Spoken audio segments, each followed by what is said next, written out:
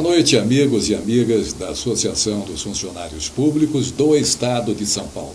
Começamos agora mais uma edição do programa AFIPESP na TV, que apresenta em sua grade de programação entrevistas, variedades e dicas gastronômicas. Hoje, para nossa honra, recebemos no estúdio dois convidados especiais. Roberto Liviano, promotor de justiça em São Paulo desde 1992, graduado e doutor em Direito pela Universidade de São Paulo, USP, com a tese Controle Penal da Corrupção, orientado pelo professor Miguel Reale Júnior, que, aliás, ele participou lá com o professor Basileu Garcia, na minha geração, como professor assistente da São Francisco. E voltando ao professor Liviano, autor de Corrupção, incluindo a nova lei de corrupção pela editora Quartier Latam. É procurador de Justiça, de Direitos Difusos e Coletivos, especialmente na proteção do patrimônio, e também presidente do Instituto Não Aceito Corrupção. Também em nossos estúdios, Antônio Arnosti, diretor econômico e financeiro da AFIPESP, Associação dos Funcionários Públicos do Estado de São Paulo, já em seu terceiro mandato, e agente fiscal de renda aposentado, economista e foi presidente da imprensa oficial do Estado por 8 anos. Então, boa noite, amigos. Doutor Liviano, doutor Arnosti, é um prazer em poder cumprimentá-los. Bem, nosso encontro ele vai tratar de um tema que é o tema do momento, que é uma coisa que desconsola todo brasileiro, que é o tema a corrupção. É complexo até definir como essa prática nociva prejudica o país tanto nos serviços públicos como também na iniciativa privada. Como estamos com 2 servidores públicos categorizados, gostaria de saber de forma geral como o doutor Liviano e como o doutor Arnosti analisam os efeitos da corrupção nos serviços essenciais do Estado, como nos hospitais, nas escolas e na segurança pública. Doutor Liviano. Primeiro, é um grande prazer, uma grande honra estar aqui com vocês, Duarte, Arnosti. Quero cumprimentar a AFIPESP por essa iniciativa de procurar essa linha de comunicação com a sociedade, com os associados e também com todos aqueles que assistem à TV aberta e nas outras mídias em que esse programa é transmitido. A comunicação é uma maneira de compartilhar conhecimento, é uma maneira de tornar a sociedade mais consciente dos seus direitos e deveres, e dessa maneira a AFIPESP dá a sua contribuição para que nós tenhamos cidadãos mais informados. Isso é extremamente importante. Esse é um tema da maior relevância, é um tema realmente atual, como você bem colocou, ele nos atormenta, ele nos inquieta, né? E eu diria a você que essa circunstância de estarmos tão incomodados tem inclusive um lado positivo. Foi-se o tempo que se entendia que corrupção era um problema de governo e um problema das elites. Hoje existe uma compreensão cada vez maior que esse é um problema que atinge a todos. Aliás, a compreensão que se tem hoje é que a corrupção é um problema universal, né? Tanto que nós, nas últimas décadas, celebramos uma série de tratados internacionais anticorrupção, dos quais o Brasil é subscritor, especialmente o Tratado da OCDE de 1997 e a Convenção de Mérida de 2003. Portanto, hoje o mundo tem essa preocupação, até porque o ato de corrupção acontece aqui e o dinheiro é mandado para fora.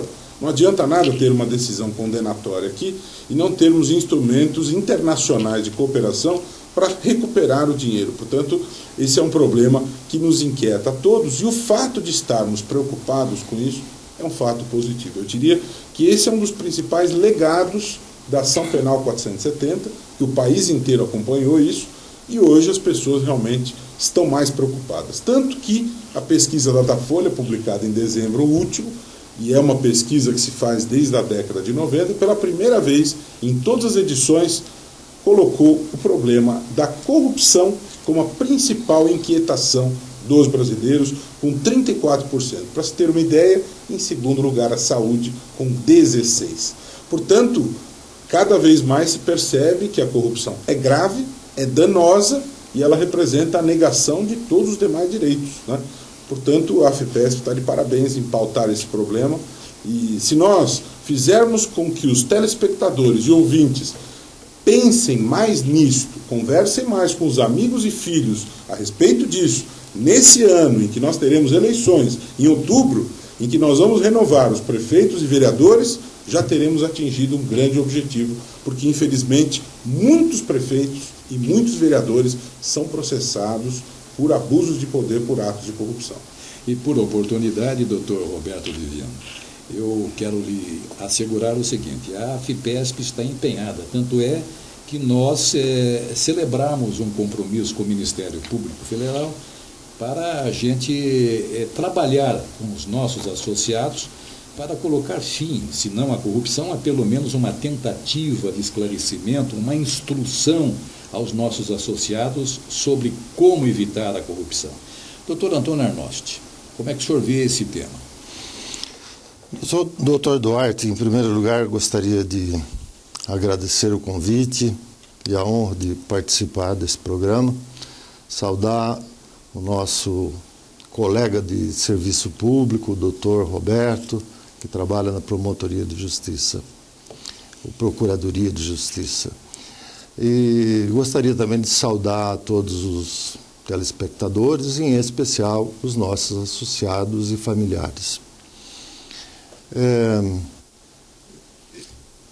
O problema da corrupção, ele é um problema, parece que bastante antigo e permeia toda a humanidade. Varia, tem vários graus, né, de intensidade, dependendo, acho que, da educação. Mas não é da educação escolar, é da educação de berço, é da cultura do povo, né? Fora isso, o que faz a diferença são as moedas em que são pagas. Isso, aliás, eu ouvi de um grande jornalista, que talvez o doutor Roberto, acho que não pôde conhecê-lo, que era um colunista mais lido do ponto de vista político, que era o Castelinho. Carlos Castelo Branco. Carlos Castelo Branco, excelente colunista político e das coisas nossas do dia a dia. De modo que a corrupção ela é um mal que permeia a administração pública, de modo geral, mas que, ao trazer um prejuízo alto para a sociedade, deve ser combatido, e daí porque as instituições, que são bastante atentas, né? E diga-se de passagem, as gerações mais recentes desses nossos companheiros, me permita assim falar, tanto da Polícia Federal quanto do Ministério Público e outras instituições, têm feito de uma maneira que torna evidente a ação no sentido de preservação daquilo que são os costumes, os melhores costumes, ou seja, banir a Constituição. Muito já se fez em nome de eliminar a corrupção. Até a Revolução de 64 dizia que, ou se justificava para eliminar a corrupção que existia na época, e a subversão comunista. Mas o mais importante, me parece, que era a corrupção. Eliminou? Não. Se eliminou, se baixou um pouco, depois ela cresceu de novo, e hoje talvez ela atinja os maiores índices que nós pudemos ter divulgados aí. Bem disse o doutor Roberto que recentes pesquisas, né, colocam hoje esse tema da corrupção como sendo o que mais nos preocupa. É isso aí, presidente. Bem, eu queria, como estamos num programa e que o desdobramento dele certamente nos conduzirá no segundo programa, eu gostaria que o senhor falasse da importância do instituto que o senhor preside, que é o Instituto Não Aceito Corrupção. Qual é o protagonismo que se pretende desse instituto? Vou falar, mas antes queria pegar um gancho na fala do Arnosti e dizer que, de fato, acho que as pessoas hoje têm uma percepção clara de que as instituições estão muito ativas, estão trabalhando com muita tenacidade, com muito vigor, né? E isso, diante de uma mídia muito atenta que nós temos no Brasil, há uma grande visibilidade em relação à corrupção e os atos de persecução da corrupção. Dizer quanto ela representa em números é impossível, até porque muita corrupção não vem à tona. Né? Se a corrupção não é denunciada, se é o que se chama em criminologia de cifra negra, nós não podemos saber com exatidão quanto a corrupção custa ao Brasil por ano. Nós podemos ter uma ideia da corrupção que foi denunciada. Da corrupção efetivamente ocorrida, não temos como afirmar com precisão absoluta. Em segundo lugar, isso inclusive foi objeto da minha tese de doutorado, eu entendo que a corrupção jamais poderá ser extinta. A corrupção, ela existe desde que existe o mundo, desde que existe a humanidade, desde que existe poder, existe o abuso de poder, existem uns atos de desvio, tá certo? Então, nós precisamos e devemos trabalhar para o controle da corrupção. Porque a corrupção não poderá ser extinta da mesma maneira que a violência jamais poderá ser extinta e a desigualdade jamais poderá ser extinta. Nós precisamos de políticas públicas, atos dirigidos ao controle da corrupção, otimizar esse controle, punir de maneira eficiente, adequada, diminuir as oportunidades para a prática da corrupção. E para tudo isso é que surge o Instituto Não Aceito Corrupção. O Brasil ele tem um fenômeno muito interessante, muito característico. Em época de Copa do Mundo, nós temos 200 milhões de técnicos de futebol. Né? Como nós temos, é um assunto da moda, muitas pessoas acham que entendem profundamente desse tema, que é um tema complexo, delicado, e eu, no meu caso, venho estudando esse assunto há muito tempo, como promotor de justiça, trabalhando nesta área, dentre outras que eu já trabalhei, e a partir dessa experiência toda, um grupo de pessoas que eu liderei, resolvemos fundar esse instituto com algumas características de origem muito importantes. Em primeiro lugar, a natureza apartidária. Não se pode trabalhar contra a corrupção com qualquer sectarismo partidário. E nós queremos trabalhar contra a corrupção, qualquer que seja a perspectiva que se tenha em relação aos responsáveis. O Instituto ele não é um instituto persecutório, não é um instituto de denúncia, é um instituto que nasce para trabalhar de maneira multidisciplinar o tema da corrupção, investigando cientificamente as causas, investigando as nuances da corrupção brasileira, procurando apontar caminhos para a melhoria das políticas públicas anticorrupção e trabalhando também no foco educativo. Portanto, nós temos 3 eixos de trabalho. O eixo de análise e pesquisas para verificar cientificamente as nuances da nossa corrupção, políticas públicas e compliance e também mobilização e educação, que nós entendemos extremamente importante. O tema da corrupção ele tem muitas nuances. Nós escolhemos esses 3 caminhos. Não temos a pretensão de apresentar resultados imediatos. Não é possível, até porque nós entendemos que os grandes desafios da corrupção brasileira são o problema da cultura de corrupção e o problema da impunidade da corrupção. E nós não vamos reverter nem a cultura de corrupção, nem a impunidade da corrupção de hoje para amanhã. Nós vamos reverter ao longo do tempo, com uma série de medidas, uma série de atos que evidenciem vontade política de enfrentar este tema, para que ele se torne uma política pública permanente, para que haja uma ação enérgica em relação à corrupção, para que se eduque as próximas gerações para a ética, humanismo e valores coletivos, para que nós tenhamos melhores condições dentro de algum tempo. Né? Existe uma medição que se faz todo ano da corrupção, existe a necessidade do fortalecimento das instituições, portanto o Instituto nasce com o objetivo de dar uma contribuição ao aparato que nós temos no Brasil de enfrentamento da corrupção. Nós queremos um país com corrupção mais controlada, com cidadãos mais conscientes, mais mobilizados, e, desta maneira, dar a nossa contribuição para que haja uma minimização, um controle mais eficiente da corrupção.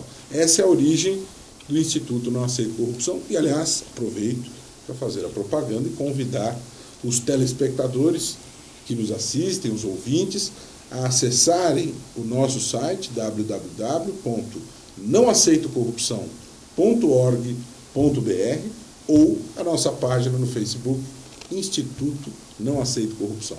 Você pode curtir a página e desta maneira se tornar seguidor dela, estará acompanhando tudo o que acontece em relação a este tema, que nós procuramos informar, compartilhar, para que o cidadão saiba e acompanhe o que está acontecendo em relação a esse assunto, se torna assim mais consciente e participativo. Bem, o doutor Antônio Arnosti, ele vai ficar para o segundo bloco, para o próximo programa, que nós vamos inaugurar o programa com a pergunta que faremos a ele. Agradecemos aos nossos telespectadores e até o próximo programa.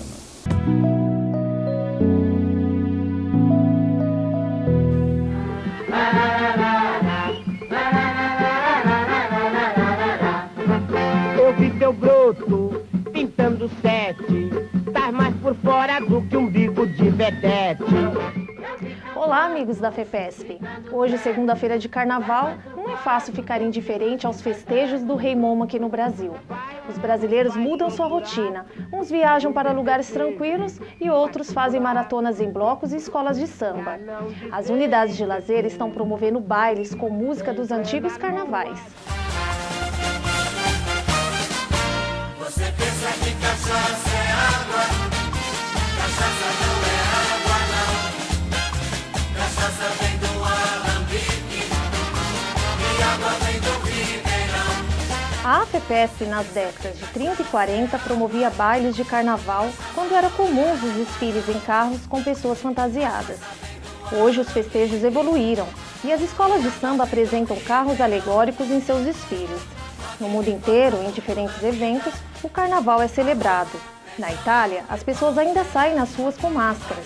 Nos Estados Unidos, o Carnaval de Nova Orleans, o Mardi Gras, do francês Terça-feira Gorda, leva milhares de pessoas a brincar e cantar com fantasias e máscaras de gesso. E a diversidade da folia no Brasil não é fácil de descrever.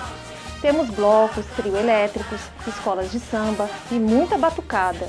Em cada canto da cidade, um som pode ser ouvido. As marchinhas de carnaval sempre fizeram sucesso, com suas letras ácidas que criticavam a política ou a sociedade, além dos concursos inesquecíveis, que revelavam compositores importantes, como Noel Rosa, por exemplo. A Coordenadoria de Educação e Cultura, desde 2008, promove um encontro mensal na capital com músicos e associados. Em janeiro, o grupo nos recebeu para cantar marchinhas de antigos carnavais e falar um pouco como é participar de um karaokê. Vamos conferir?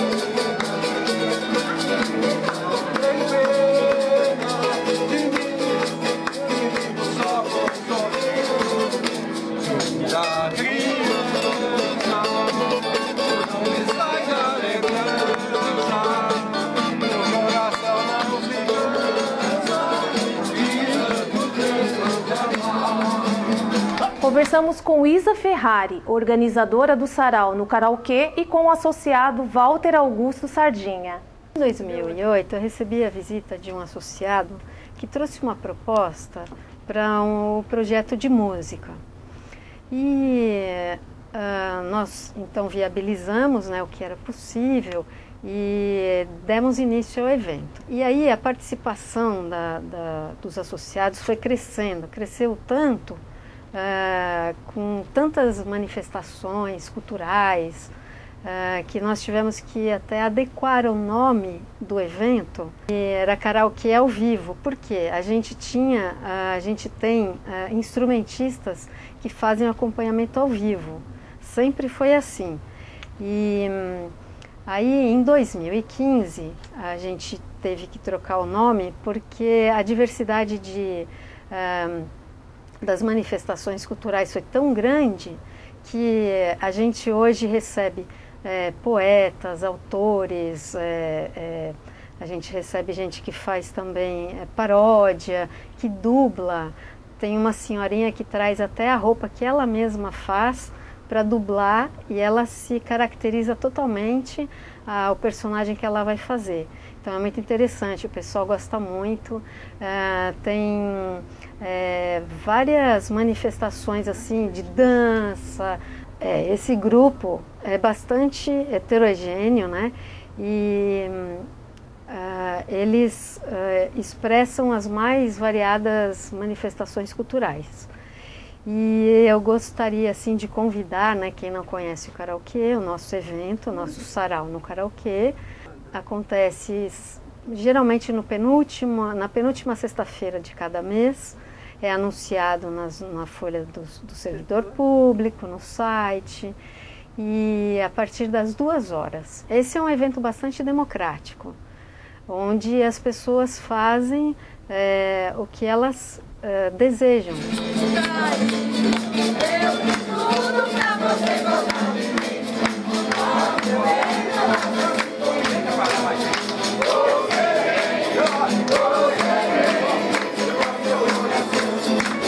O karaokê da FIPESP, para nós, pelo menos que participamos há muitos anos, seria um tipo de você ter um sentimento diferente na sua vida.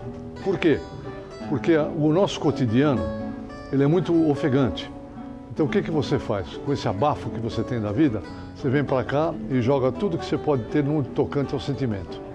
É isso que eu acho que o karaokê, para nós como para todos, tanto que a senhora viu, não existe aqui o melhor, nem o pior, nem o do meio. Todo mundo participa com aquela vontade de querer pelo menos participar, só, mais nada. É isso que eu acho do karaokê da FIPESP.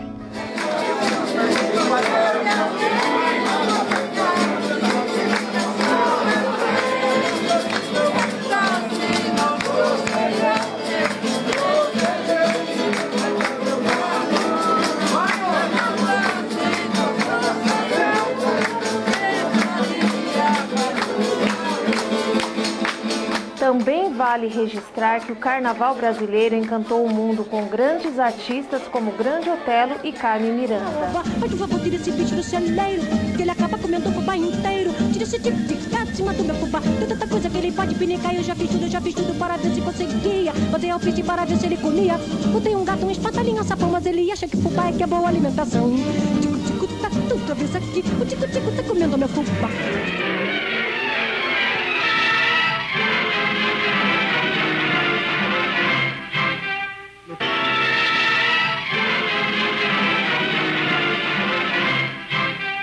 Tabuleiro da Baiana tem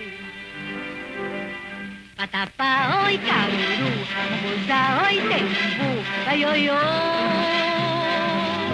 Adeus, Mangueira, adeus,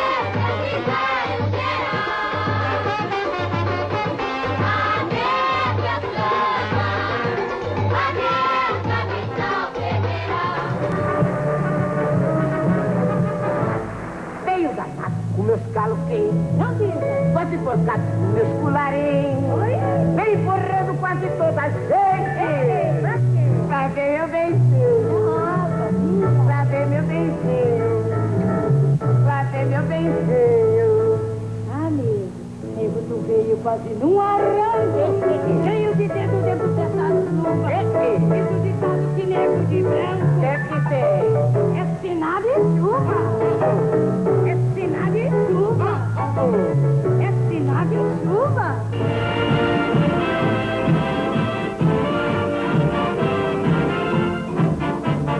Tá sassaricando, todo mundo leva a vida no arame. Tá sassaricando, a viúva, o brotinho e a madame. O velho na porta da Colombo é um assombro, sassaricando. Sassaricando.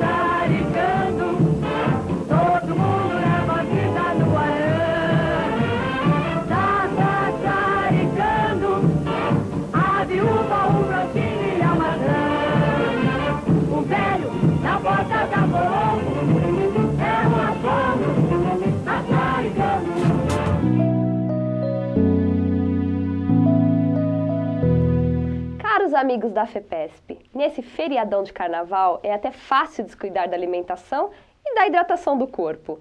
Às vezes ficamos sem horário certo para as refeições por conta dos períodos de passeio ou então gastamos nossas energias nos desfiles e bailes, consumindo nossas reservas nutricionais. A bioterapeuta Eliana Molnar, que escreve mensalmente para a coluna Cantinho Terapêutico, no jornal Folha do Servidor Público, nos traz dicas importantes de sucos especiais. Aproveite e anote. Caso você tenha exagerado com as bebidas, acordou com aquela ressaca e dor de cabeça, tome o suco. Coloque no liquidificador um copo de água de coco gelada, uma fatia de abacaxi picado, um pedaço de gengibre de mais ou menos 2 centímetros, folhas de hortelã a gosto. Bata todos os ingredientes no liquidificador, coe e beba gelado. Mas se o seu caso foi excesso de alimentação e com muita gordura, você precisa de uma limpeza gástrica. Acompanhe a dica. Ingredientes: 2 folhas de couve, suco de 8 laranjas, suco de 1 limão. Coloque tudo no liquidificador, bata e tome gelado. Temos mais um delicioso suco para ajudar a repor suas energias. Meia cenoura descascada, uma maçã média descascada, 100 ml de suco de laranja, um talo pequeno de aipo, salsão. Coloque os ingredientes no liquidificador, bata e beba. Eliana Molnar ainda recomenda uma dica para qualquer época do ano: o consumo de água.